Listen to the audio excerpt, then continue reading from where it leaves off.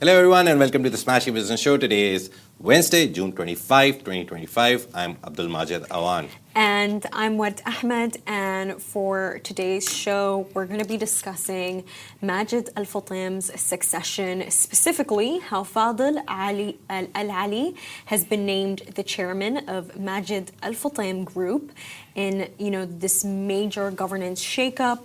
We're also going to be discussing how the giant shipping company Maersk cuts ties with firms linked to Israeli settlements after a lot of mounting activist pressure, and Replit has hit $100 million in annual reoccurring revenue, founder Amjad Masad has revealed. And finally, we're going to be discussing how UAE's Baraka has launched an AI assistant on its app to help retail investors in the Gulf. Yes, biggest story of the day is Fadel Abdul Baki Al-Ali. He has been appointed chairman of Majid Al-Futtaim Group. Everyone knows about the problems that were going on. There's 10 heirs to Majid Al-Futtaim, and all of them wanted to lead the company, but now there is a structural change. We'll tell you about it. It's one of the region's largest privately held conglomerates. The announcement comes as part of a major governance overhaul within the $19 billion retail and real estate powerhouse. I mean, the $19 billion, you can imagine that's exactly why Dubai government would want to step in.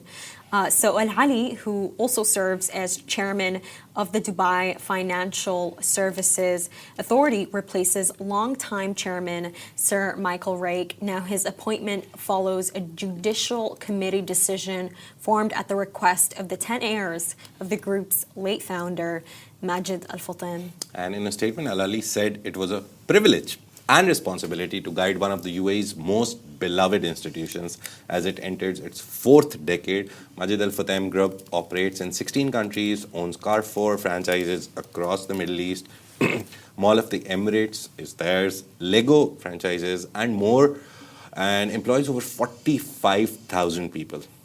So the leadership reshuffle comes amid a long-standing family succession dispute following the founder's death, Allah yarhamu, in 2021. Now the changes are seen as a part of a broader move toward stronger oversight, transparency, and regulatory alignment with the business. And Fadel Al-Ali's regulatory background and experience at First Abu Dhabi Bank and Dubai Holding are expected to support long-term planning. Analysts say the restructuring could pave the way for a future IPO and set a precedent for other regional family-run firms. It's very important that they've put up a guy who has years and years and decades of experience in handling all these situations, and he's the head of the board now, which is a 9-man or 11-man board, and all of these people will work under him, under his leadership. The interesting thing was his experience at Dubai Holding. It's one of the biggest companies in Dubai itself. So I think it's a very good move, and he's very happy. He said, "I'm honored to lead such a group," and I think it would be an honor for anyone. They could have hired me. I have the name. I was telling Word the story that the first time I came to UAE and I went to the Mall of Emirates, and there was the Majid Al-Futtaim insignia, and I took a picture with it, and I just randomly posted it on socials, and I was like, "Oh, started a new business in the UAE. Please pray for me." And it was a joke. It was sarcasm. A lot of people came and like, "Oh, congrats." I was like, read the name. It's not me.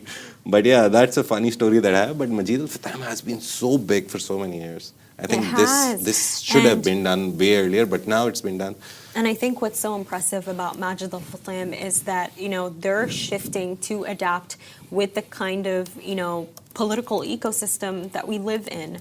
Well, I would not say political, but it's like, and we saw it in the example of how there have been a lot of protests against Carrefour, and basically what Majid Al-Futtaim did is they closed all of their Carrefour franchised outlets in Jordan, and I believe most of Oman, and they replaced it with this new store of Hypermax. So I think this is a prime example of how this is not a company that is slowly following trends. They're very quickly catching up to the needs of the people.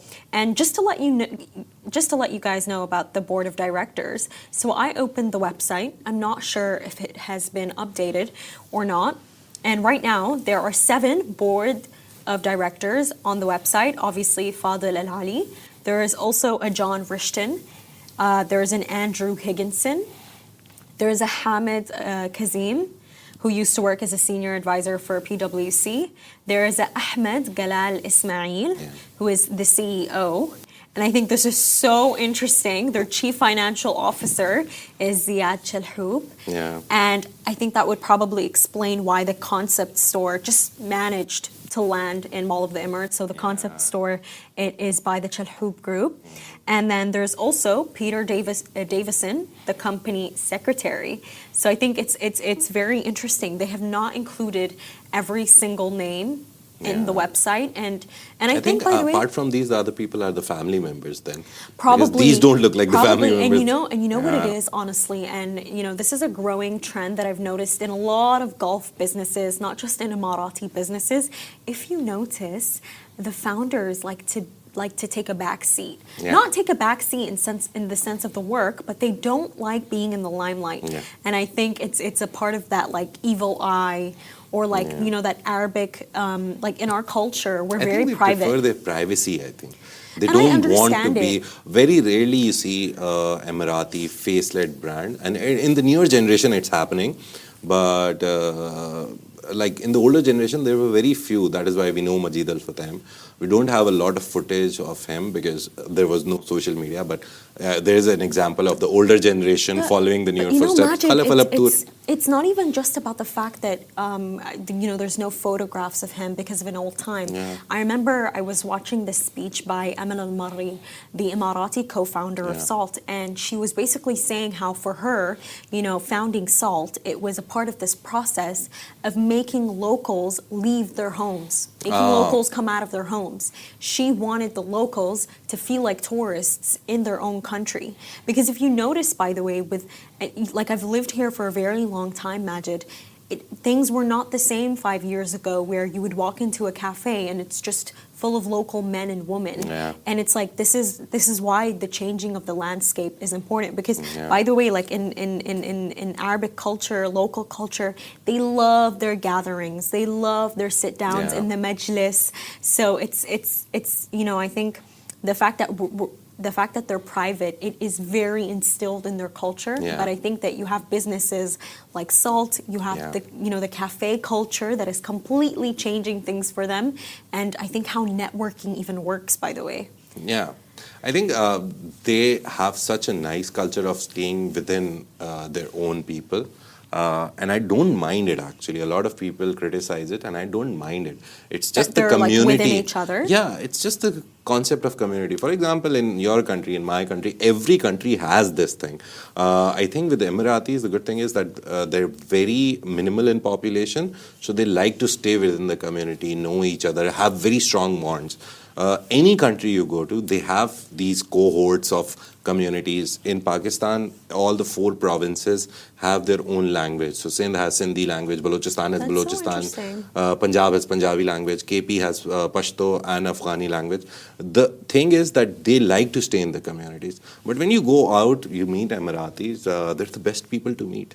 They'll talk to you like their brother or sister or like their mates. But the deeper connections you always have, it's just, I think, a human thing. You always prefer your own community, your own language-speaking people who look, think, feel like you. So I think Emirati community as a whole, I don't mind that is why they're closer to each other. You know what? Can I tell you something, Majid? I love going to restaurants that are ran by Arabs and only Arabs. It's a very specific thing that I have, because I have noticed that when I go to a restaurant that is ran by Westerners and comparatively to a restaurant that is ran by Arabs, the food quality is so different. Yeah. It is so different. I feel like Arabs and this is where, like, this is why we're discussing culture. I know you're like, why does this link to business? Because the values that you have, the kind of culture that you have, it does impact the kind of product that you're going to give people. It really does. There was a very funny reel yesterday. It was on one of our Lovin channels, and I saw it, and there's this guy who went from Dubai to Italy, and he was very happy he was in Italy, and he was trying this and that and the pizza and everything. And after till he came to the third part, he was like, like, no, it's better in Dubai. So I get your point that a lot of people have moved here. Arab founders, they have good food because they know the exact amount of literally everything that goes into making Arab food, right? It's their specialty. Even if, as a Pakistani, if I come and try to open an Arab food restaurant, I would never be able to do justice. It's always the people who know it better, right? I don't even think it's about recipes, by the way. I think it's about like for example, like when I'm on TikTok and I see like, you know, a lady cooking chicken or whatnot, I'll open the comment section and immediately people are like, wait, you don't wash the chicken breast. Does that make sense? It's like, it's things like those. Yeah. There are certain The things. minor nuances. Because I am an Arab and I see how my mom does cook, and it's like there are specific practices and rituals that people stick to. They wash every single thing, and I cannot trust that in Western restaurants, that they have the same practices as us. And to be honest with you, there is nothing wrong with that. In the Everyone end of the has day. their own thing. I think everyone definitely Very does. interestingly, for the first time, we are live on Insta. We go live on Insta, but there is this. I think she's a woman because she has been using those pronouns. But Lily of Deen, she's been commenting throughout our story, and she's saying very interesting things. I'm also living in Pakistan as an Afghan, and that's so true. And so good and tasty, she's talking about the food. She's the one commenting a lot. So I thought maybe give a shout out to one of the people who is listening. And let's move on to another story, the next story. It's also about a global giant. So global shipping giant, Maersk, which is from Denmark, so it's a Danish company, says it will no longer do business with companies linked to Israeli settlements in the occupied West Bank. And the announcement comes after sustained pressure from human rights activists and advocacy groups. So in a statement that they issued, this June, Maersk confirmed that it has updated its screening procedures to align with the UN Human Rights Office's database, which basically flags companies involved in supporting or servicing illegal settlements. And the Palestinian Youth Movement led the campaign highlighting Maersk's alleged role in transporting military goods and settlement-related cargo. Maersk declined to name specific companies affected, referring only to its new policy. So they didn't tell you which companies they were doing the stuff for. So while activists welcome the move, they say it doesn't go far enough. So the Palestinian Youth Movement accused Maersk of continuing to profit from war, citing its role in transporting F-35 fighter jet components used in Gaza strikes. And calls are growing for stricter oversight across the global shipping industry. Activists are now targeting Maersk's U.S. subsidiary and urging other logistics firms to follow suit in screening military-linked shipments under international law. The interesting thing is that they said that they're following the UN humanitarian law and all those legal things. So it shows you that even a giant like Maersk, you go to any port, since UAE is a very port country, you go to any port, you'll always see the Maersk logo on the containers and cargo. It's a pretty big company. Yeah, you can't miss it. It's actually, to be specific, it's the second largest transporter of goods in the world, Majid. Yeah. Like, that is how big it is. And I think for me, this entire story, it is proof that your calls, customer opinion does matter. Yeah. You don't like something, speak out about it. I mean, I was watching this video from Morocco, and I think they were like at the port, and when they saw the ship, they were protesting against it. The protests against it have happened in multiple countries, multiple cities. You have Morocco, you have New York, the Netherlands. So I think that this is such great proof that what people are doing does matter, and that customer opinion does. Don't underestimate what your opinion will mean to a company. I feel like we see, like this morning, I saw this LinkedIn post with Mazen Kannan. I'm sure you read it too, Majid. Yeah. And it was so interesting because Mazen, he's the Lebanese founder of House of Pops. If you know House of Pops, you know that they're super healthy. That is like their entire brand ethos. And basically, one of their e-commerce brands that is basically distributing their products, sending it to people's homes. It's sent to a specific house of Pops, with these 2 espresso lattes. Sugary And drinks, I mean, basically, yeah. what are they called again? I forgot the name. I really shouldn't. Anyways, basically they're like lattes, and the customer took a photo and sent it to House of Pops, basically saying like, I'm so surprised. Like, I know that you guys are super healthy and Yeah. that this is not what you stand for. And it was so interesting because it's like people do pay attention to things. And by the way, those cans with the coffee, Majid, do you know how many grams of sugar they have in them? 22 grams of sugar. That's a lot. The recommended sugar amount for a person per day, by the way, is 22 grams. So the fact that you're having it in just one canned, like, coffee is just, it's really bad for you. It is. But yeah, the like combination of a healthy product with the guys who did it, they should be like careful that we're sending a free stuff. Obviously, we're trying to promote our stuff, but don't send stuff which doesn't like match the thing. Exactly. Like for example, if you're buying tea at a place and you get milk free, understandable. People put tea. That's a very nice combination. You get small rainbow free, or even sugar. or yeah, maybe you're buying anything that complements the brand. But yeah, this is a story. I think maybe in this case they should have sent Yeah. like some mini mandarins or something. My Lively of Deen is saying, I love sugar. Yeah, everyone loves sugar. It's so addictive. But yeah, it's good to cut it. Don't overdo it. But next story is about another, it's now moving from companies to entrepreneurs, Jordanian-American entrepreneur Amjad Masad.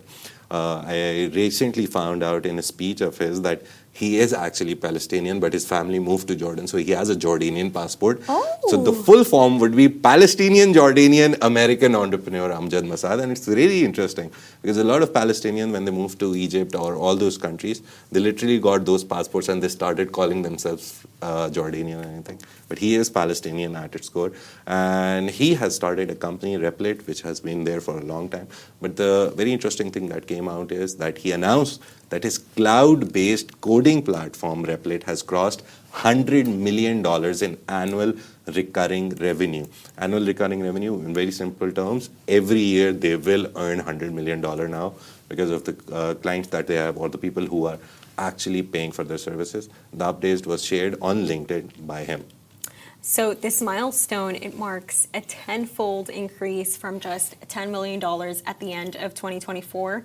By April 2025, Replit had already hit $70 million, fueled by strong demand and product-like growth. And this is what I was going to say. This is such a quick rise. Yeah, and Replit's AI-powered feature known as Agent AI or Replit Agent, also Agent for short, along with its usage-based pricing model has been credited for driving the platform's breakout success over the past 6 months. The more you use, the more you pay. The less you use, the less you pay. So the company was last valued at $1.1 billion during a 2023 funding round, making it a unicorn. Now, Masad confirmed that more than half of that capital is still available, meaning Replit has not needed to raise again. And now gearing up for its next phase, Replit is hiring aggressively across teams. That's what was one part of his LinkedIn post. Masad's announcement signals confidence not just in the product, but in the long-term future of cloud-based AI-enhanced software development. So just to make this clear, by the way, like Replit literally helps you build an app. That is literally what it does. It helps you build anything. And just very recently, and I found that so interesting. So Amjad Masad's Replit actually collaborated with Humane. And so Humane, it's this new big AI company that was announced overnight before Trump's visit to Saudi Arabia. And basically what the partnership is going to be is that Replit is going to support Humane in providing their Arabic language coding models. And I think that they're, both of them are actually going to integrate almost into each other's products. But I think for me, I think a point in this is that Amjad Masad is American, and Tariq Amin, the CEO that is heading Humane, he is also American. You know, I do bet that they probably run in the same circle, and they probably know each Silicon other. Valley. Because honestly, like, it is such a specific choice to go after Replit. I do believe that they're probably one of the best at what they do, but there are a lot of people. And there's this Wassel3.ar, they're commenting that let's hope something like this spawns from the MENA region. It's a very nice idea. And to be honest, someone will make it. Replit, I've used it. I've used Lovable more because for very Lovable has a more Lovable? easy. Yeah. Do you know who that's by? It's a American startup, but it's a very no. Lovable is an Indian startup actually. But the thing with it is that Lovable has an easier user interface. So you look at it and you're like, okay, something is going on. With Replit, I don't think you need to know coding because it also has like a ChatGPT agent. You just write, I want an app to do my monthly budget with my wife. So it'll create an app, and as soon as you get stuck at some point, you can say, oh, resolve this problem. It'll resolve the problem itself. And you can get that app, you can publish it, you can do whatever with you want. Replit has a better app making ability. Lovable has, to be honest, a better game making ability because I was trying to make basic games with it. The snake game, I think you must have played that snake game I where love you it. eat the fruit and the Used snake to goes love on. it. Yeah. So I tried to make that. So gaming wise, Lovable was good, but Replit is like everything. You can create analysis apps. I was listening to an ad in the morning. They're very much marketing here in the Middle East also. So yeah, Replit. Try it. Free version would not let you publish the app for like global users. Like you can still make it and download it and use it on your phone. And So it's you know, personalization of software. it's like so interesting. It's killing, to be honest, it's killing the idea of Microsoft, the likes of the software giants which create a software and then sell it to you. You can literally now make your own software. You know what? Now that you mentioned that, that actually does make me very happy because if you guys know this, you know, a giant like Microsoft, they, you know, it's not even alleged anymore. Yeah. They have sold code to Israel, Yeah. which Israel has used on airstrikes to target Lebanon and Gaza. So the fact that you have a founder like Amjad Masad from our region, Palestinian, Jordanian, for our region, he is, you know, he's constantly protesting against Yeah. the genocide in Gaza and calling it a genocide as it is. And I think for me as a founder, that is really what stands out to me is that, you know, his moral code, it does make you want to support the product more.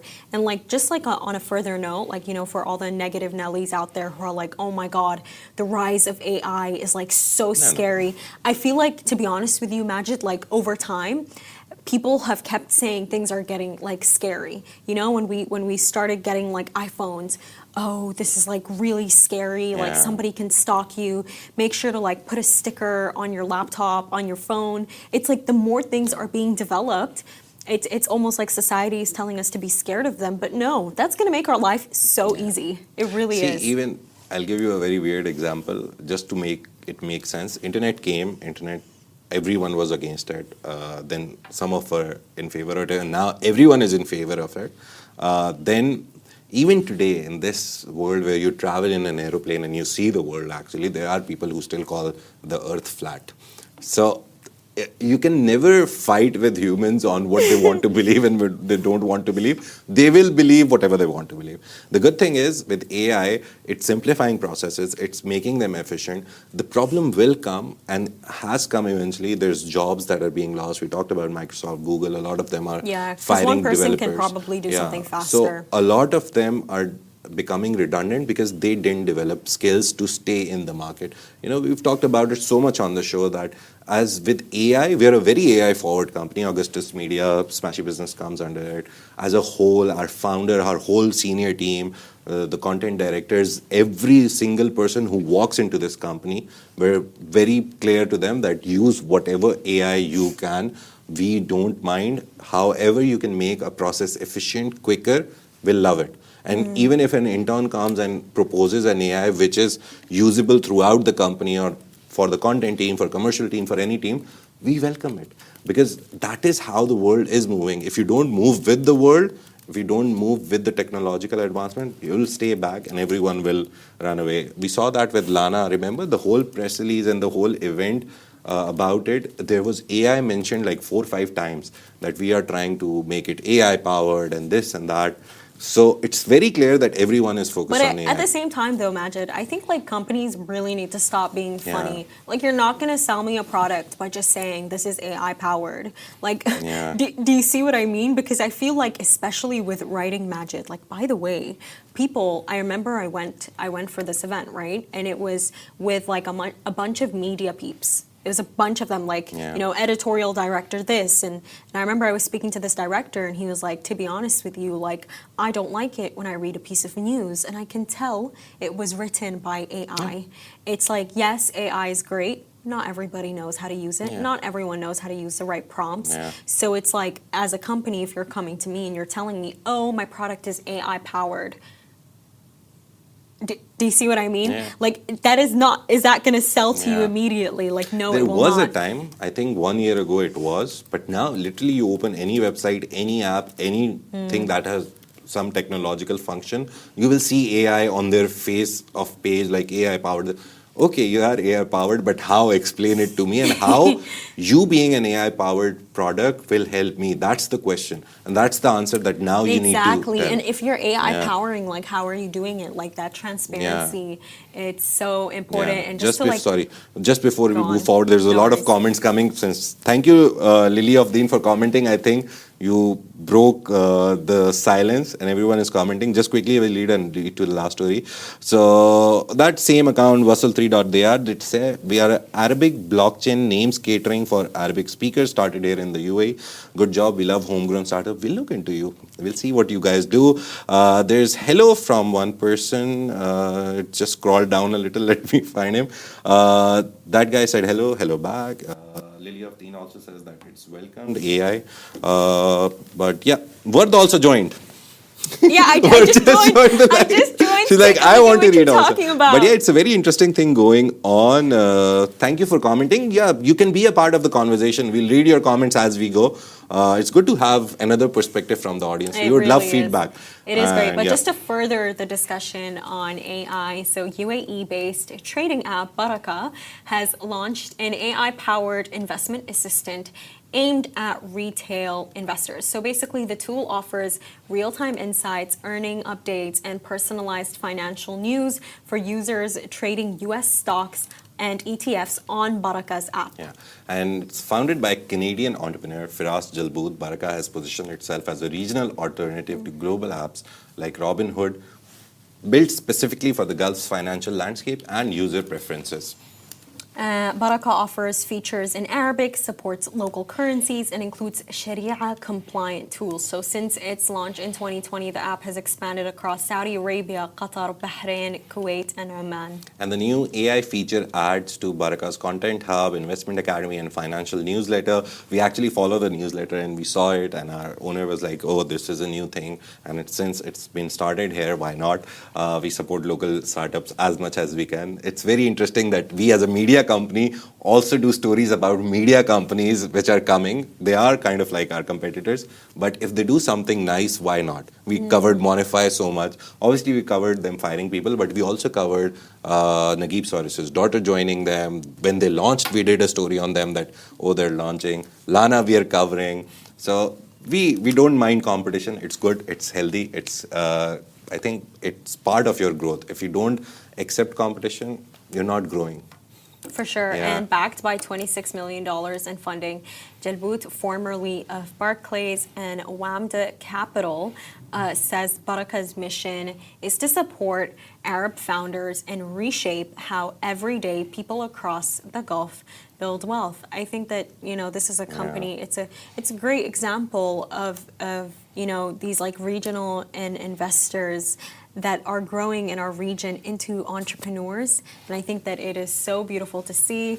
And that's a wrap for today, everyone. Thank you so much for tuning into the Smashy Business Show. Make sure to follow us across all social media channels and stay ahead with our daily newsletter. You'll find the subscription link in the description. This has been a Smashy Business Show, a Smashy Business production, part of the Augustus Media Podcast Network. A big shout out to our 1.5 million monthly listeners across all platforms, and a special shout out today to the people who are here and commenting. If you're on TikTok, we also are on TikTok, live on TikTok. We're live on YouTube as well. Wherever you are watching us, if you comment and be a part of the conversation, we would love to include you and read out your comments. Thank you very much. Have a great day, and we'll see you tomorrow.